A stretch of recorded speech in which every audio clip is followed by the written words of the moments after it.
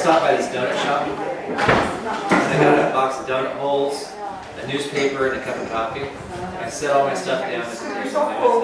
When I came out, there was some guy in a suit sitting there at my table, and I thought it was just so weird. I came up and I just went up to the table. I didn't say anything, and he kind of looked at me weird, opened up the box of donut holes, and popped one in his mouth. I was like, whoa! So I grabbed one and I popped one in my mouth. And then he just looked at me, and we ended up being like two gladiators trying to finish off this the quickest, right? And it comes down to the last two. He pops one in his mouth, I pop the last one in my mouth, and he just huffs and walks out of there. Neither of us has said anything to each other. Wow, that was so weird.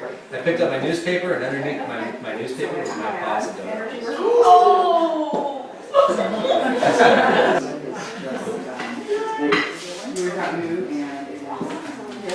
You know you're hypnotizable if that thing moves. I'm just kidding. Everyone's hypnotizable.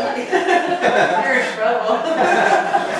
There's a lot of misconceptions about what hypnosis is, and I just want to talk about those a little bit first real quick. The biggest misconception is that hypnosis is like mind control. I hear that all the time, but it's just not true. In fact, like even when I'm doing stage hypnosis, if someone doesn't want to be doing all that fun stuff, they won't do it. They'll go back in the audience to watch. In my office, if I had someone hypnotized in my chair and told them, go stand your head in the corner, go like this, they would just say, you know, that's not a good idea, or they'd just give me what to do it. Because we always have that sense of self-preservation, that sense of self-control. It's not about losing control, it's about actually giving you more control over whatever it is that we're trying to help improve. The next misconception that I hear a lot is that someone could tell some deep dark secret through their hypnosis, which just isn't true at all. I could never get anyone's PIN number, or, find out any deep dark secret from their past or anything like that. Some people also think that you could get stuck in hypnosis, which there's no way. In thousands of years of people practicing hypnosis, no one's ever been stuck in hypnosis. In fact, if I was to hypnotize somebody and I went back to the donut store to get another box of donut holes, they would just simply come up out of the trance or the relaxed state, or they would fall asleep and then wake up. Because it is on the way to sleep, it's not actually sleep, and it's not actually an unconscious state. So the stages of hypnosis include 5 different stages. The first stage is the thinking stage, and this is where most insomniacs tend to get stuck because they're worrying about their day or their next day. The next stage is the wishful thinking stage, where we're kind of daydreaming about running on the beach with George Clooney or whoever it may be. And then we go into the hypnoidal state. And in that state, it's a hyper-aware state of consciousness. So if you're in that state and all of your senses are heightened. So you can hear someone mowing the lawn like 50 miles away. You can hear kids laughing or birds chirping that you didn't notice before you entered that state. Even your kinesthetics, and your taste, and your smell, every sense is heightened. So if you get an itch when you're falling asleep and you're in the hypnoidal state, and you tell yourself, oh, I don't want to scratch that itch because it's going to keep me up for a few seconds longer, it's going to turn into 100 different itches, and you're going to have to scratch them all. That's so bad. So everybody has to go through hypnosis, or the hypnoidal state, to get into the theta and delta states of sleep. This is the alpha state. Theta and delta states of sleep, and then REM. However, there's some controversy saying that REM is actually the hypnoidal state. Again, so maybe it's... So you'll never be unconscious, you'll never be out of control. Some people also think that certain people are unhypnotizable, but that's not true at all either. Everybody's hypnotizable.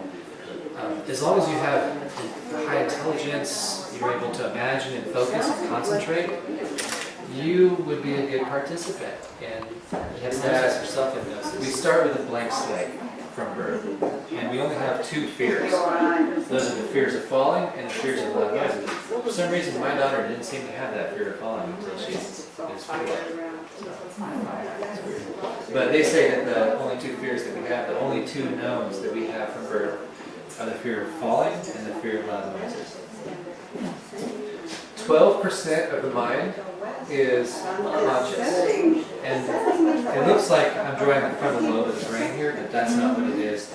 The conscious part of the mind is actually the cerebral cortex, which is just a very thin layer around the brain. And that's 12%. 88% is unconscious or subconscious.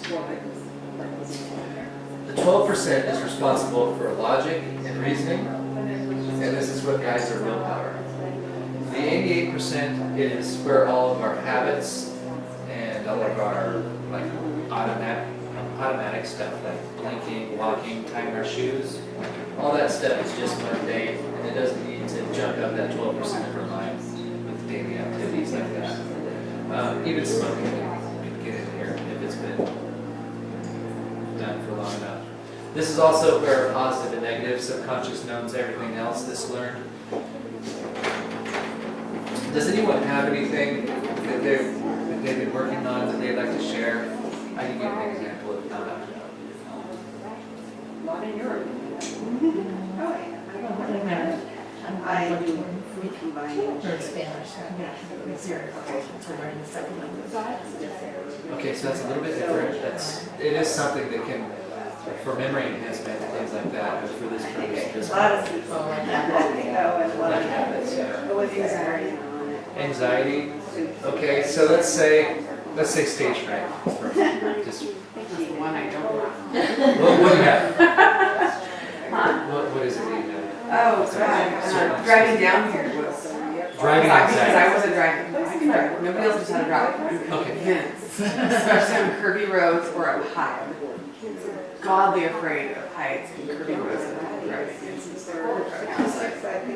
Okay, so let's say, for instance, when I was a kid, I had an alcoholic uncle who would drink and drive, and he lived up in the mountains, and he would drive like 2 times the speed limit. It freaked me out when I was a kid.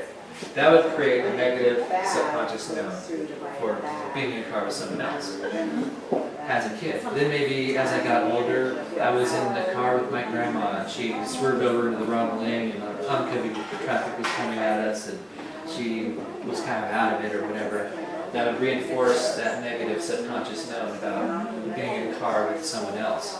Let's say one more time, as an adult, I was in a car accident with someone who was drunk or something like that, and maybe I had a couple of ribs that got broken or whatever. That would create, once again, reinforce that negative subconscious note. In psychology, this is called conditioning. Pathway and conditioning, or operant conditioning, Skinner. Let's take another person who, whenever they went on car rides, let's say the only way that their parents could get them to fall asleep was if they went on a car ride. They would have a very early positive subconscious know that 12% of the time, she would be able to willpower herself to be okay in the car. But 88% of the time, it's just going to be an automatic thing. Up until about the ages of 6 and 9, we're suggestible to everything. So if someone says there's an Easter bunny, we'll believe it. Santa Claus, we'll believe it. If someone says that that sign Falling Rock up in the mountains is dedicated to a Native American who died there, we would believe it. My uncle actually told me that. I was before that age, so it's great. So, up until this age, we are suggestible to everything. However, once we hit right around that age range, we've been fooled 1 too many times. And we start creating a filter, which is called the critical part of the mind, which allows us to accept or reject information depending on our life script.